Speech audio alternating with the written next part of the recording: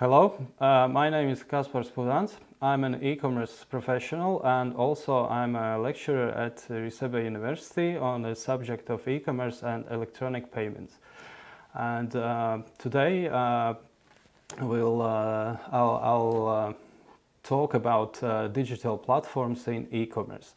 So the topics we'll discuss will be e-commerce and digital platforms. I'll give you a short guide to the history of e-commerce and some of the world's biggest digital platforms. We'll have a brief excursion to Shopify platform, which is a platform for creation and management of online stores. And we'll have a look at search engine optimization aspects and email marketing and chatbots. And we'll close with a brief view of advantages and disadvantages of Amazon and eBay platforms. And also I will talk about one of the latest trends in e-commerce, dropshipping business model. So what will you get after all this? You will get familiar with the current digital platforms which are being used in e-commerce worldwide. Also, you will know how to search for the information which is required to make a good decision on which platform to pick if you want to start working on some of these platforms. In one of our future meetings, we will have a workshop where we will create a Shopify store. And you will see that this is relatively easy, and in a basic level it can be done in 1 or 2 hours. And also you will receive some guidance on how to further improve your digital skills.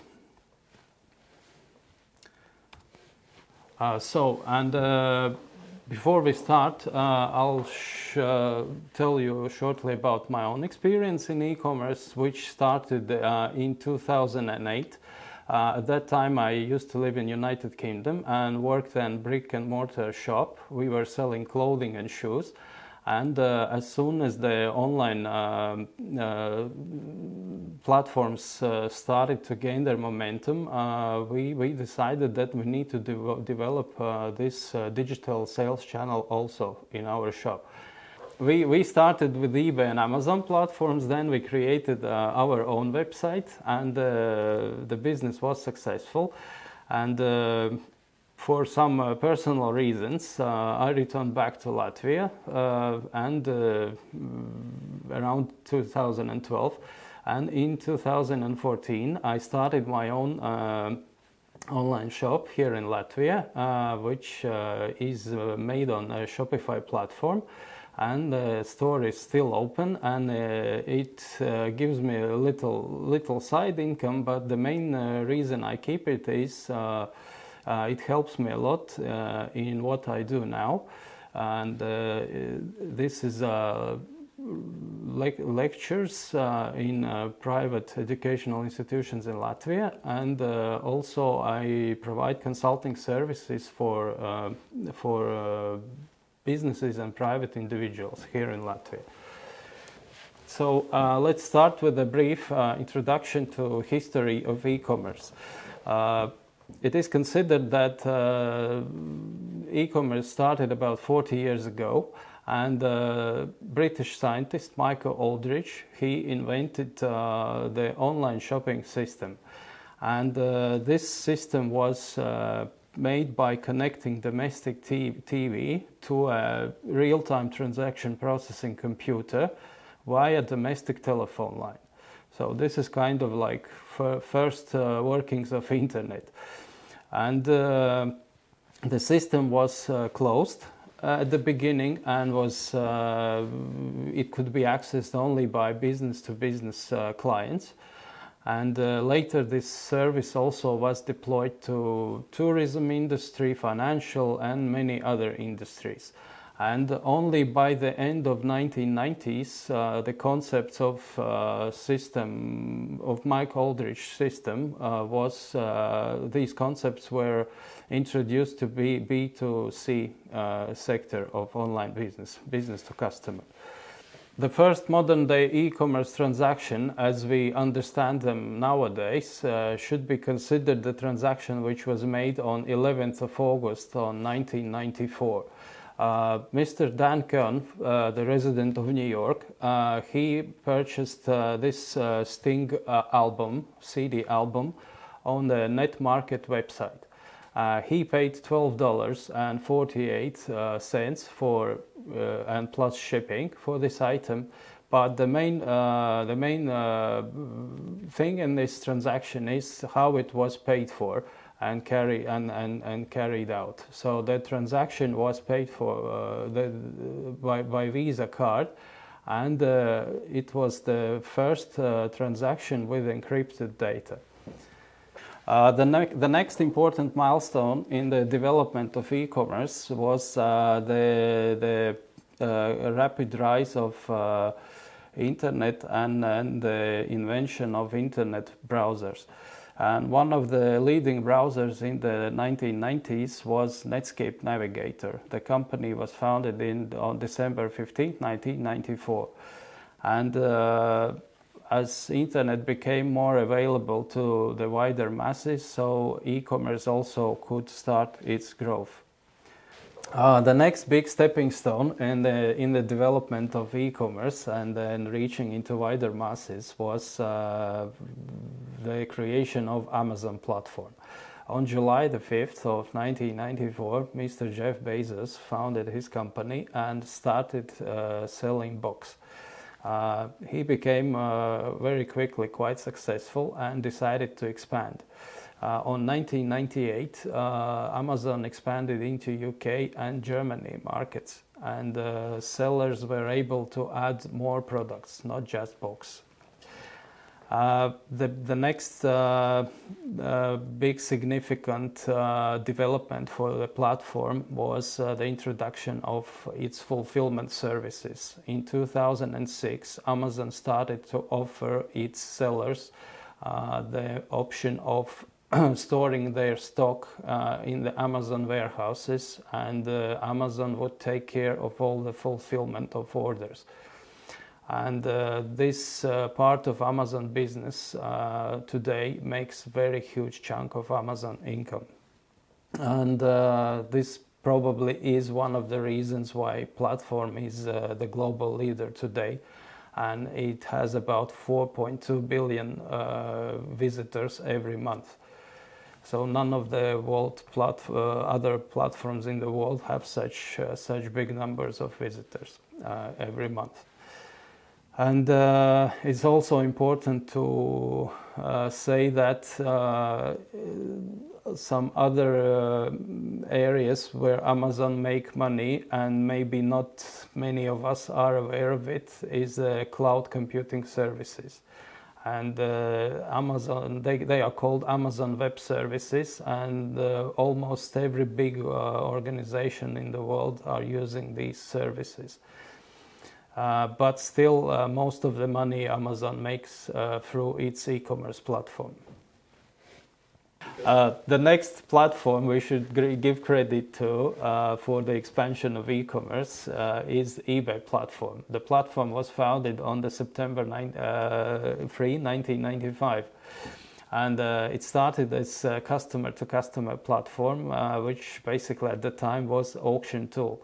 So people could list all their old items and sell them via the auction. So other buyers were placing bids, and the highest bidder won the auction and in the end purchased the item.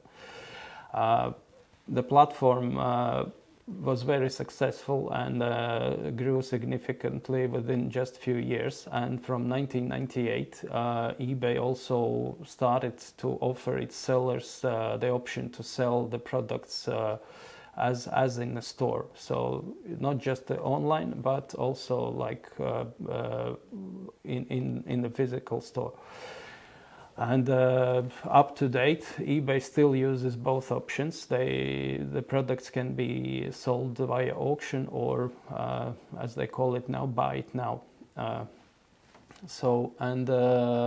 platform is available globally, both to buyers and sellers. So if you want to sell anywhere in the world on eBay, you can apply in the respective country and open your account there and sell your products on eBay.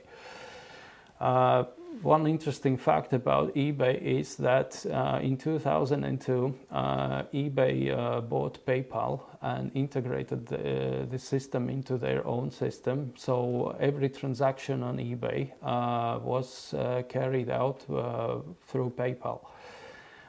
This had to end because of some legislative issues, and in 2015, eBay was ordered to sell PayPal, and since then these are two separate companies. And also important to note that from this year, eBay is managing payments with the help of Adyen company, which is from Netherlands. And they have completely removed PayPal from their payment options.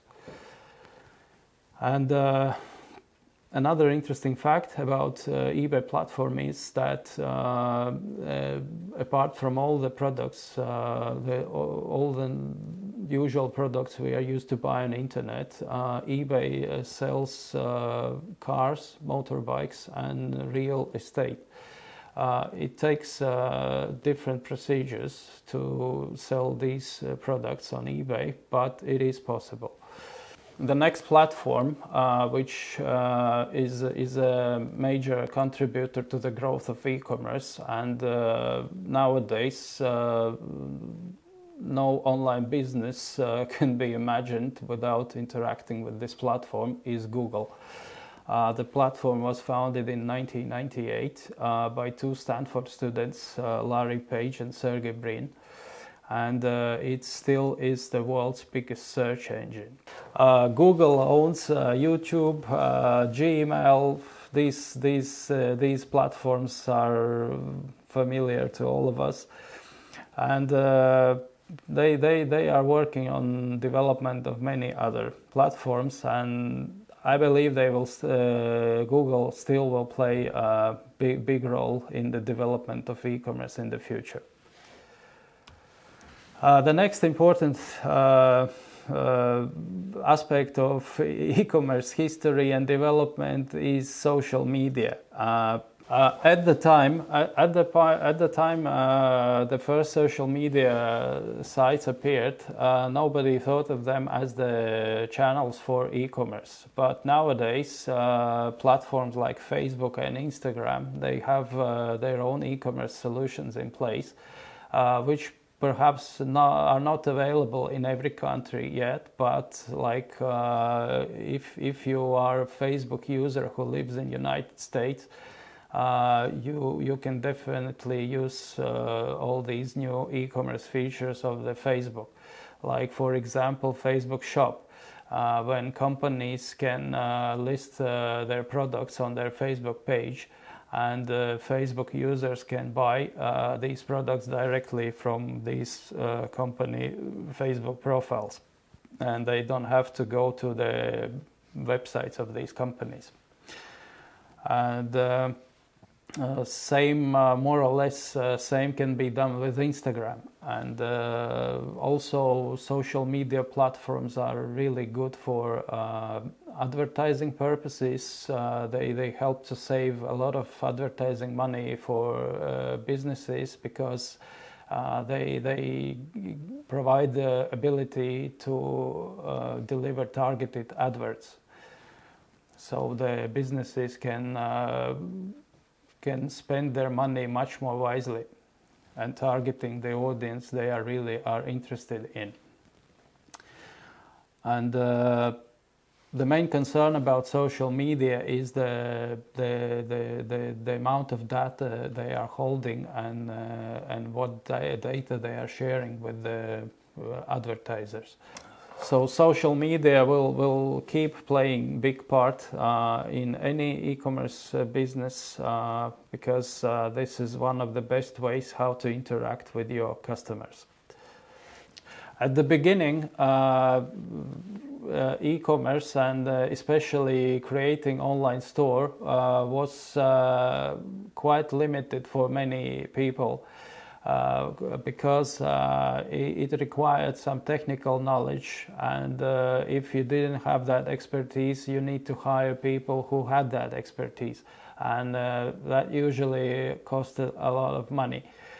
So with the development of one-stop solution platform, this problem now has been solved.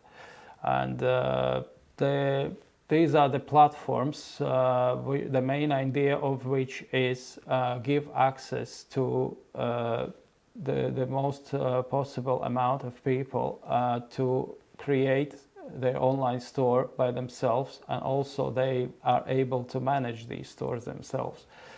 So all the technical issues are taken care of by the platforms.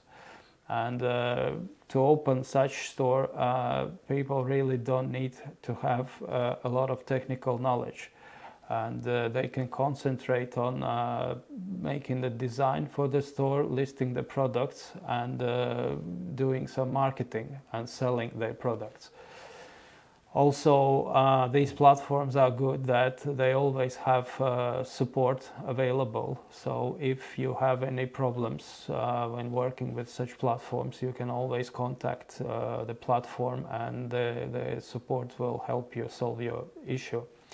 They are all really easy to learn, and they are easy to operate.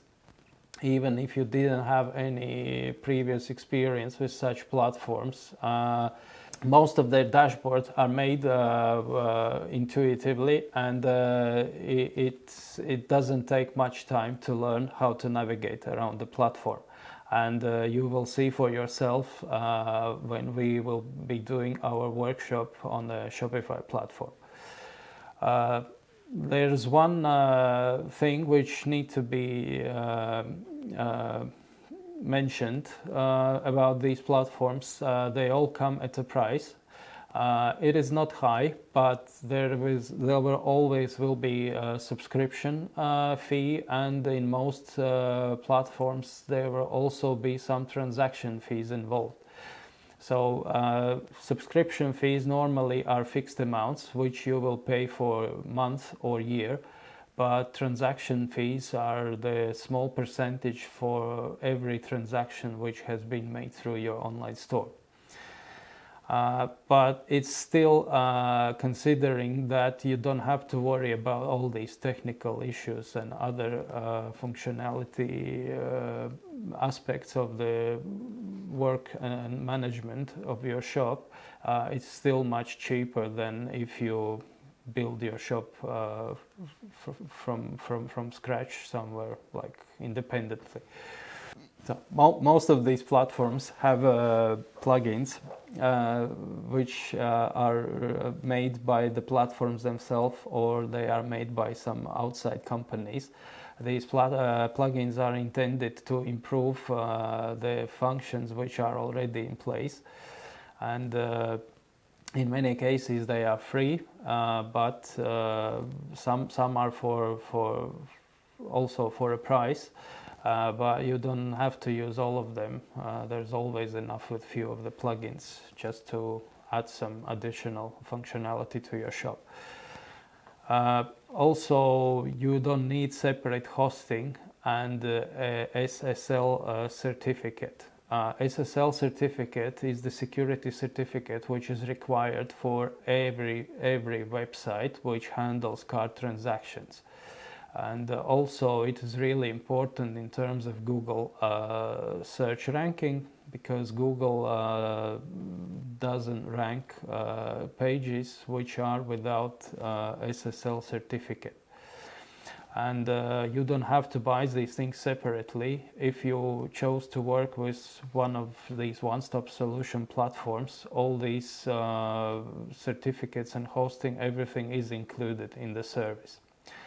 And some of the biggest platforms currently are Shopify, Squarespace, Wix, Weebly, BigCommerce, and actually there's quite a lot of them. And what I would advise is normally you can spend a few days just to see and compare the platforms and then decide which one suits you better before you start working. But there's definitely future in that, and thanks to these platforms there's more and more people are now able to try their hand with the online business. Why do businesses need e-commerce? First of all, and the main, it's the global reach. With the internet, we can speak about no borders, and this is really the quickest and easiest way for any business to expand internationally. Before internet, if you wanted to sell abroad, you had to go to some fairs and develop some contacts at the country where you wanted to go and sell your products. But nowadays you just register yourself in some global platform, or you can create online store and promote your products in that country, and people can immediately have access to your products, and you just sell them and ship them over there. And it really saves you a time, and also it makes it much cheaper process to go with your products abroad. Another important benefit of selling online is I had some experience with companies who mainly do wholesale business, but they also created some Amazon or eBay profiles and listed some of their products there. And their target was just to let people abroad know about their company and their products. And of course, eBay and Amazon was not their main business, but as a result they had some wholesale customers who came to them thanks to their exposure on eBay and Amazon. So this is also a good way to promote your business. Also, e-commerce allows to spend advertising money more wisely, because the reports are more precise, and the data you get from the advertisers can be easily tracked and measured. If we compare it to classical advertising channels like TV or radio, which are quite costly. And one of the main advantages also for e-commerce is the speed, and everything happens much faster. You make mistakes faster, but you also can correct them faster. And you can test products before launching them into production. Let's say you invented something, but you're not sure will it be popular or not, and will people want to buy it or not. And you can just put the product on the internet, and in real quick time you will get the feedback and then the knowledge required to make your future decisions about this product. Another reason, quite fresh, we all very familiar with it. Unfortunately, it's the COVID-19. It had disrupted a lot of businesses, and online proved to be a savior in many cases. And also it's great if the normal business have also some online presence. So in such cases as we had with COVID-19, there are some other options how you can continue work. Why choose digital platforms?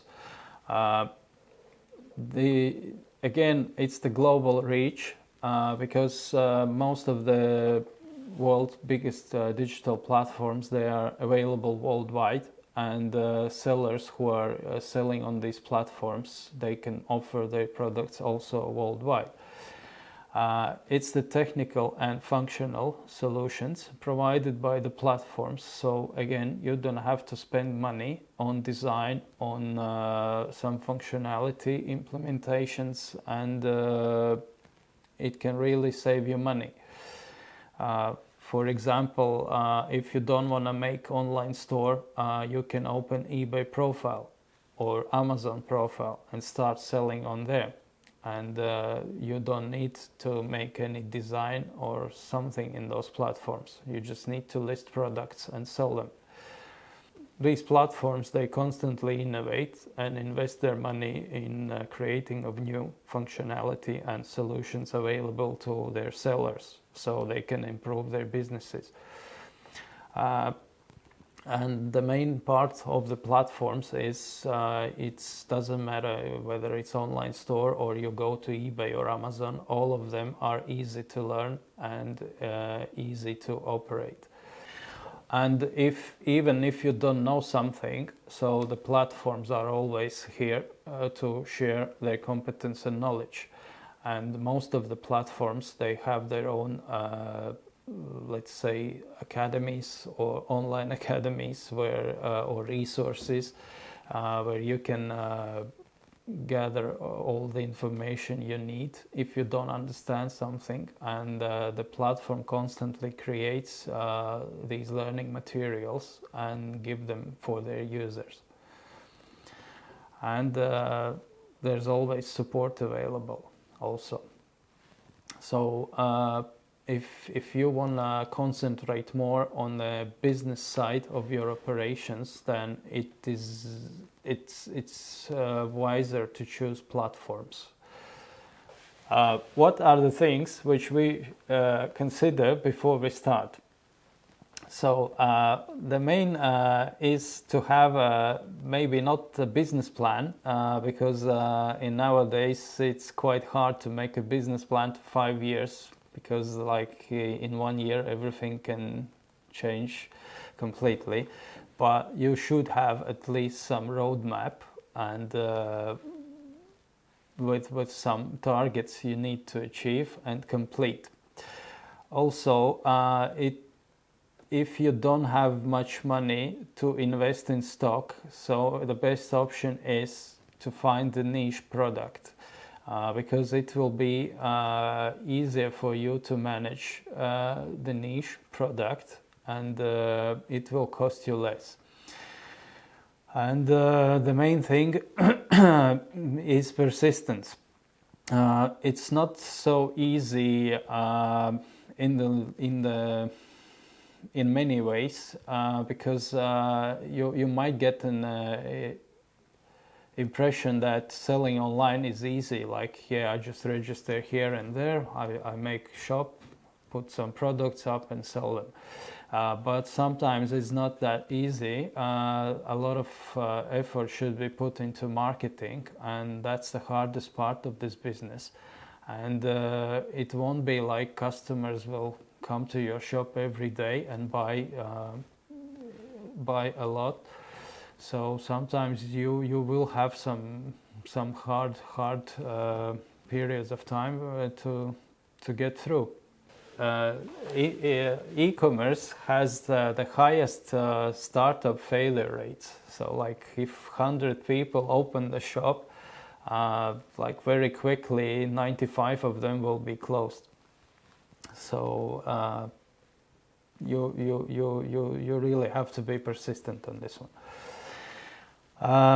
Also, you have to consider time and resources which you have, and the hardest part of starting online business always is the beginning, because it requires a lot of technical information to be filled in. The pictures have to be taken, product descriptions need to be written, and all these products listed, So all these tasks, they take quite a lot of time. In the event, if your business starts really growing really rapidly, maybe even unexpectedly for you, your biggest challenge will be the cash flow. Because many payment platforms, they don't transfer your money straight to you if you are a new seller, and there are always some time holds in place, and which are like 2-3 weeks, sometimes even few months, and you need to consider all that in regards of cash flow for your business. Also, logistics is one of the biggest cost positions in the online business, and sometimes you can think that, oh, I have nice good product, I can give a good price, and you start selling it, but then once you start shipping it out, you realize that the costs of shipping are really high, and they are eating all your profits. So this is one of the main things which need to be checked out and sorted even before you start making the website or registering to the platform. You need to make sure and know how much it will cost you to ship these products to your customers.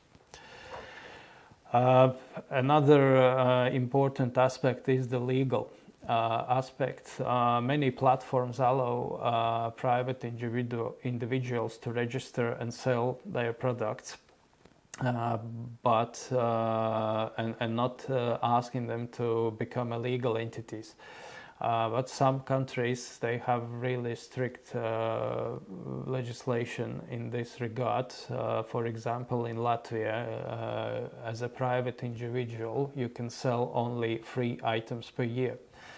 If you sell more online, you need to register as a legal entity.